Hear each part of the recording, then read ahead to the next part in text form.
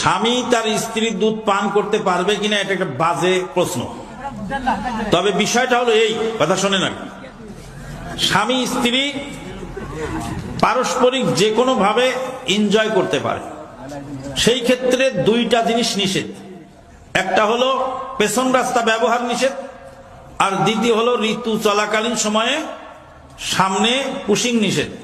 এছাড়া বাকি এক্সটার্নাল যেগুলি সব জায়েজ। এবং স্ত্রীকে আদর করতে করতে হঠাৎ যদি 2-1 ফোঁটা দুধ স্বামীর মুখে চলে যায়, কিছু কিছু মানুষ মনে করে যে দুধ মুখে চলে গেলে সে দুধ সন্তান হলো। তো এই মনে করাটা ভুল। কেন ভুল? দুধ মা সাব্যস্ত হতে হলে 2 বছরের কম বয়সের ভিতরে দুধ পান করতে হয়। 2 নম্বর শর্ত হলো 5 বার দুধ পান করলে দুধ মা হয়। 5 বারের কমে দুধ পান করলে দুধ মা হয় না।